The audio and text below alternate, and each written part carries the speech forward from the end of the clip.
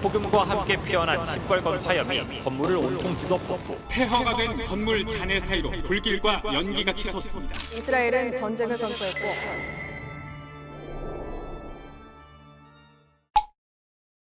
전쟁이 일어난 지역의 자연은 어떻게 되나요? 저는 전쟁을 직접 겪어본 사람이 아니라서 사실은 잘 모르지만 전쟁 영화를 이렇게 보면서 그런 생각 참 많이 했거든요. 그런 장면들을 연상해 보시면 사람도 죽지만 생태계에 있는 생물들 얼마나 많이 다치겠어요. 숲속에 사는 작은 곤충들, 미생물들 생각하면 참 대단한 일이 벌어지는 거겠죠. 근데 솔직히 그런 연구를 해본 적이 없습니다. 물론 전쟁통에 연구하러 돌아다닐 경황은 없겠죠. 근데 최근에 흥미로운 연구 결과가 하나 나왔어요. 우크라이나 생물학자들이 그걸 조사를 해봤더라고요. 그러니까 이게 참 대단하다는 생각이 들었는데 포탄이나 이런 게 떨어져서 만들어둔 웅덩이 이런 것도 다 조사하고 제법 다양한 조사를 해서 나름대로 그로 인한 피해액을 계산을 해냈더라고요. 66조 원 이런 계산을 해냈던데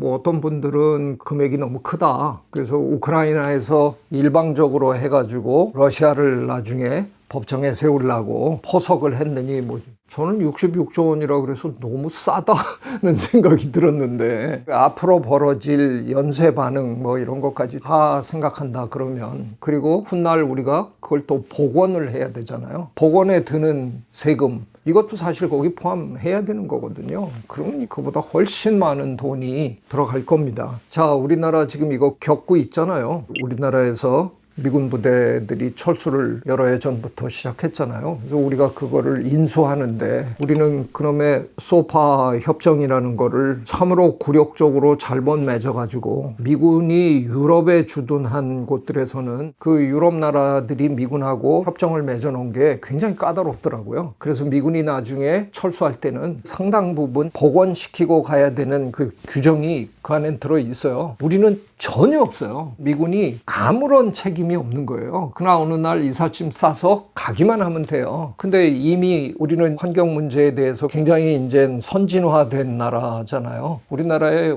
환경 관련 시민단체가 얼마나 많아요. 그 눈 밝은 사람들이 이거 있을 수 없는 일이다 해본들 원래 협정에 없어요.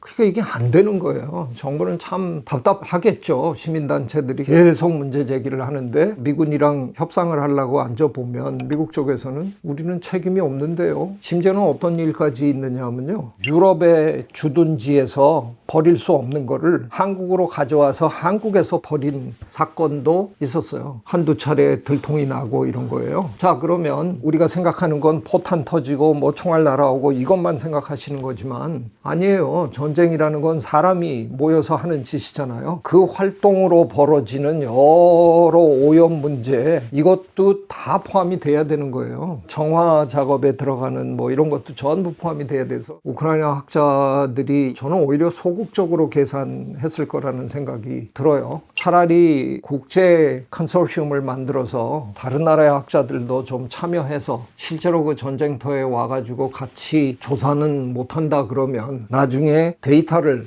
같이 분석하는 그 과정에라도 외국 학자들을 좀 참여시키고 그랬으면 훨씬 객관성을 좀 받아낼 수 있었을 텐데 만약에 그렇게 했다 그러면 저는 훨씬 더 큰 규모의 책정액이 나왔을 거라고 생각하는데 처참하죠.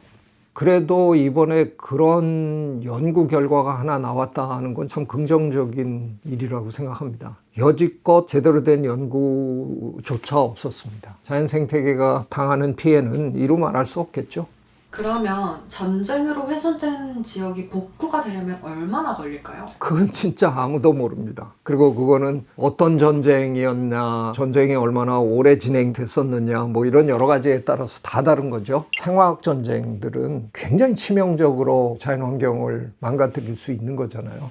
그런 것들에 대한 피해는 제대로 검증해 본 적도 없어요. 얼마나 오래 걸려야 원상태로 돌아올까 아무도 모르죠. 다만 우리는 지금 뜻하지 않은 실험 케이스를 하나 갖고 있습니다. 70년 동안 사람이 들어가지 못해서 겉으로 보기에 비교적 잘 보존된 우리나라의 DMZ 이미 천위 과정까지 겪고 있는 걸 우리가 봅니다. 그거를 우리가 제대로만 기록하고 관찰하고 할 수 있으면 상당히 좋은 연구 결과물들을 우리가 낼 수 있는데 우리 뭐 못 들어가잖아요. 그래서 멀리에서 이렇게 좀 망원경 같은 거로 보고 있는 변화구는 있는데 문제는 제가 요즘 종종 그런 얘기를 하고 다니는데 전쟁을 겪고 난 다음에 복원되는 그런 케이스를 제대로 연구하고 관찰한 경우가 거의 없습니다. 어느 날 보니까 제법 많이 괜찮아졌는데 그렇게 그냥 어느 날 발견하는 거가 대부분이에요. 생각해보면 뭐 그렇긴 하겠죠. 그걸 누가 연구 주제 삼아서 해야 된다는 생각을 해본 적이 없는 거죠. 근데 이제 와서 우리가 자연이 이렇게 많이 훼손되고 자연을 복원시키려고 하는 노력을 이제야 우리가 이제 하기 시작했는데 돌이켜보니까 그 좋은 기회들을 우리는 한 번도 관찰하고 연구해 본 적이 없는 거예요. 그래서 저는 요즘 제 후배 연구자들에게 이제 그걸 좀 하자. 그 얘기를 요즘 굉장히 열심히 합니다. 제대로 된 데이터가 없습니다. 자연은 그대로 놔두면 천위 과정을 쭉 겪게 되거든요. 황폐했던 그 지역들이 풀이 나고 뭐 이러면서 그러다 보면 초식곤충이 들어오고 그들을 먹으려는 동물들이 들어오고 이런 과정들을 우리가 생태학적으로는 관찰하고 연구합니다. 저도 이 주제에 대해서 생각을 하다 보니까 이상하게 비교적 잘 보존되어 있던 자연 생태계가 산불이나 자연재해로 파손이 되면 그게 복원되는 과정은 우리가 열심히 관찰을 했어요. 전쟁이 끝나고 난 다음에 그 전쟁 폐허에서 어떻게 생물이 되살아나느냐 하는 과정은 제대로 관찰한 적이 없다는 거예요. 누군가는 했었어야 됐을 것 같은데 아무도 한 사람이 없는 거죠. 그럼에도 불구하고 돌아온 케이스들은 있습니다. 정말 좋은 케이스가 하나 있어서 제가 소개를 하려고 그러는데요. 콩고 민주공화국에 고릴라들이 제법 많이 사는데 여러분도 아시다시피 수십 년 동안 내전이 지금 계속 일어나고 있잖아요. 그 내전 때문에 고릴라들의 숫자가 그냥 끊임없이 지금 줄고 있는데 많은 사람들이 가서 연구하고 어떻게든 살려내려고 애쓰고 있는데 거기는 아직도 나라가 안정이 잘 안 됐는데 모잠비크는 남아공 위쪽에 동쪽 해안으로 이렇게 길쭉하게 있는 나라입니다. 우리나라 사람들은 잘 모르시는데 실제로는 콩고만큼 그렇게 대단했는지는 모르지만 모잠비크도 내전을 오래 겪었어요. 1970년대 중반부터 내전이 시작이 돼가지고 거의 뭐 한 15년 정도 끊이지 않고 싸움들을 해가지고 제가 기억하기로는 1992년에 겨우 내전이 종료가 되고 평화가 이제 찾아왔는데 문제가 뭐냐? 동물들이 다 도망갔어요. 거기 살던 동물들이 탄자니아나 뭐 짐바브웨나 이제 피해가 버린 거예요. 내전 전에랑 비교했을 때 학자들이 조사해 보니까 큰 포유동물의 거의 95%가 사라졌다라는 게 그러니까 거의 없는 거죠. 물론 뭐 도망간 아이들도 있고 먹을 게 없으니까 이제 주민들이 많이 잡아먹었고 그래서 이제 1992년부터 이제 평화가 찾아와서 찢어지게 가난한 나라가 돼가지고 이제 어떻게든 먹고 살아야 되는데 제일 먼저 폐허가 된 그 동네로 찾아오는 아이들이 누굴까? 대개 이 사슴 종류들이 먼저 오죠. 풀 뜯어먹는 동물들이 영양들이 돌아왔는데 이 영양들은 뜻밖의 번식도 잘하지 먹을 게 많지도 않은데 그거를 굉장히 잘 뜯어먹거든요. 걔네들은 거의 뿌리가 뽑힐 정도로 뜯어먹어요. 걔네들이 막 뜯어먹기 시작하니까 전쟁으로 폐허가 됐던 자연 생태계가 더 초토화되는 거예요. 생태학자들이 이거 큰일 났다. 근데 어느 날 보니까 사자가 돌아왔더라는 거예요. 그러면 이제 사자가 얘네들을 좀 잡아먹어주면 되겠구나. 적어도 이제 자연 생태계의 균형을 맞추는 차원에서는 최상위 포식자가 필요하다는 거는 웬만큼 지식을 갖고 있는 상황이었으니까. 근데 사자가 잘할 줄 알았는데 사자는 모든 동물을 다 잡지도 않고요. 사자가 좋아하는 동물이 정해져 있고 그렇게 열심히 잡지를 않아요. 그 사자들이 돌아왔는데 별로 효과가 없는 거예요. 그러던 어느 날 생태학자들이 모이기 시작했어요. 여기를 어떻게든 살려보자. 1990년대 후반쯤에 미국의 그레그 카라는 IT 계통으로 돈을 엄청나게 번 양반이 있는데 이 양반이 어느 날 여행을 왔다가 약간 이제 좀 마음이 그해서 $100 million 쾌척을 한 거예요. 여기를 되살리는데 한번 일을 해보자. 그 사람들이 돈을 손에 쥐고 누구를 찾아갈게요? 제 지도 교수님? 윌슨 교수님을 찾아간 거예요. 근데 윌슨 교수님은 자동차 사고를 한번 크게 당하시고는 비행기는 거의 안 타셨어요. 비행기 타는 거에 대한 공포증이 있으셔가지고 미국 내에서 기차 타고 다니시고 뭐 이러셨는데 비행기를 타시고 모잠비크에 가셨어요. 훗날 얘기를 들어보니까 폐허가 된 생태계를 되돌리는 작업을 하겠다. 너무 마음에 드셨던 거예요. 윌슨 교수님이 제일 관심을 많이 갖고 있던 지역이 어디냐? 우리나라 DMZ예요. 그래서 제가 뵈러 가기만 하면 제이야 그동안 너 잘 있었니? 이러는 게 아니라 제이야 DMZ는 잘 있느냐? 이게 첫인사예요. 늘 DMZ is fine. 오케이? DMZ에 그렇게 관심이 있는 이유가 뭐예요? 어떻게 자연이 되살아났느냐 그게 보고 싶으신 거예요. 근데 모잠비크에서 그런 걸 한다 그러니까 모잠비크의 약간 북쪽 지역에 고롱고사라는 지역입니다. 거기를 사가지고 복원시키는 작업을 시작했어요. 그래서 지금은 고롱고사 국립공원이 만들어져 있고요. 그 국립공원에 윌슨 연구실이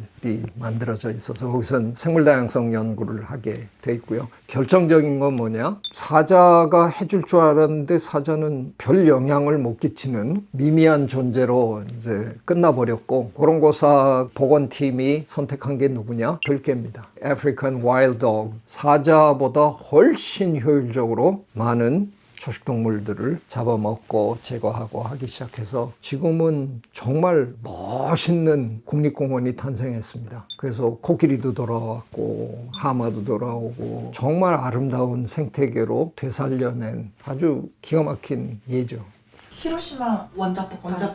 그때 이렇게 뭔가 관찰되거나 특이했던 뭔가 그런 게 없었을까요? 저는 히로시마 케이스의 후속 관찰이나 뭐 이런 거에 대해서는 사실은 알고 있는 게 별로 없고요. 이게 도심에서 벌어졌던 일이었기 때문에 히로시마 도심을 재건하는 일은 열심히 했지만 자연 생태계가 어떻게 돌아오느냐 하는 거에 대해서는 아마 관찰된 게 없을 거예요. 이게 있었으면 제가 충분히 알고 있었을 텐데. 근데 그 질문이 되게 고마운데요. 오히려 체르노빌에 대한 데이터는 있습니다. 체르노빌에서 터져가지고 완전히 사람이 살기 힘든 지역이 됐잖아요. 자연 그대로 그냥 방치시킨 거 아니에요. 자연이 알아서 지금 회복해갖고 지금은 동물들 막 뛰어다니고 겉으로 이렇게 보면 멀쩡한 지역으로 변했다고 그래요. 물론 세밀하게 조사를 해보면 방사선 영향을 받은 동물들이겠죠. 그리고 그 후손들이 이렇게 나오고 뭐 이런 걸 텐데 약간 뜻밖의 지금 방향으로 이게 흘러갑니다. 오히려 원자력을 옹호하는 사람들이 체르노빌 데이터를 자기네들에게 유리한 방향으로 얘기들을 해요. 동물들 멀쩡하게 잘 살고 있다. 분명히 그 동물들은 유전적으로 지금 상당히 많이 변형되어 있는 동물들일 거 아니에요. 그리고 그거를 견뎌내지 못한 어마어마하게 많은 동물들은 죽었고요. 거기에 새롭게 적응해 나가는 일부 동물들을 우리가 지금 보고 있는 거예요. 이걸 가지고 긍정적으로 바라본다? 그럼 직접 거기에 사시면서 자손 대대로 어떻게 되는지 한번 보시라. 그렇게 악담을 제가 할 수밖에 없는 거예요. 자연은 어떤 형태로든 적응합니다. 그런데 그 적응 과정을 호모사피엔스가 직접 경험하시고 싶으시냐? 그건 절대로 아니죠.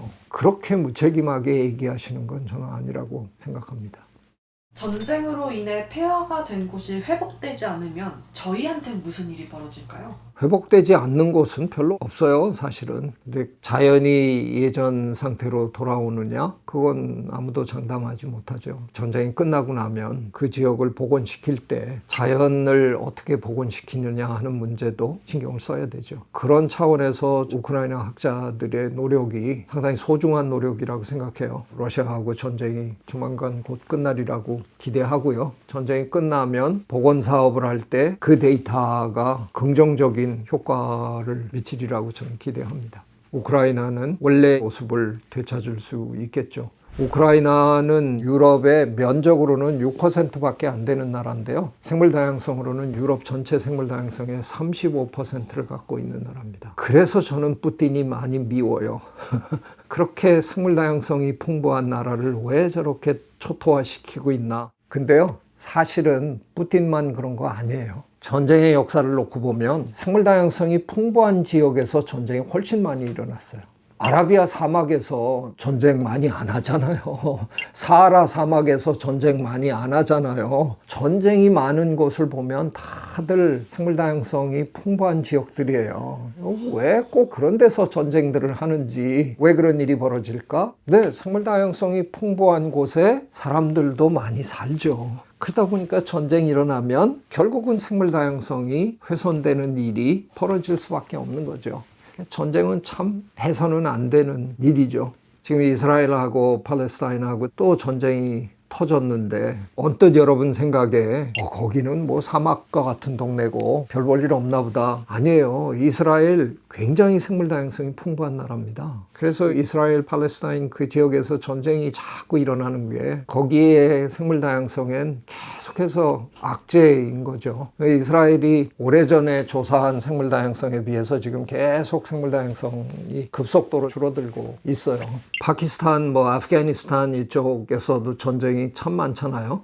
험악한 산악 지역이고 이래서 생물 다양성 별로 없는 거겠죠? 아니에요. 거기도 생물 다양성이 상당히 풍부한 지역이에요. 독특한 생태계를 갖고 있는 곳이기 때문에 그들만이 갖고 있는 생물 다양성이 있어요. 그리고 특별히 아프가니스탄이나 파키스탄이나 그런 데는 곡물의 유전 자원이 원래 많은 곳이에요. 우리 인간이 경작하고 있는 작물 중에 심각한 유전적 피해를 입게 됐을 때 우리는 원조를 찾아가야 되거든요. 그런 것들이 그 지역에 상당히 많은데 어려움을 우리가 또 겪게 되겠죠. 전쟁은 아주 여러 면으로 나쁜 일이죠. 우리 인간에게 직접적인 피해를 주는 거 외에도 생물 다양성에 아주 근원적이고 장기적인 영향을 미치는 일이라서 정말 전쟁만큼은 피해야 합니다. 어떤 형태로든 피해야 합니다. 한반도에도 전쟁으로 인해서 우리가 너무 많은 생물 다양성을 잃었는데 우리 한반도는 굉장히 생물 다양성이 높은 곳이거든요. 하나만 제가 얘기 드리면 영국 전체에 사는 개미의 종수가 40종입니다. 우리나라는 거의 200종 가까이 됩니다. 그러니까 우리는 좁은 땅에 개미만 놓고 봐도 훨씬 생물 다양성이 높은 나라입니다. 우리가 이렇게 훼손만 하지 않으면 한반도는 생물 다양성의 보고였어야 되고요. 보고였었고 앞으로도 보고가 될 수 있는 여러 가지 여건들을 다 가지고 있는 곳이거든요. 생물 다양성이 풍부한 나라가 미래에는 분명히 잘 사는 나라가 될 겁니다. 전쟁 얘기하다가 생물 다양성 얘기까지 흘러왔습니다. 제발 전쟁은 하지 맙시다. 오늘도 고마웠습니다. 구독, 좋아요, I love you.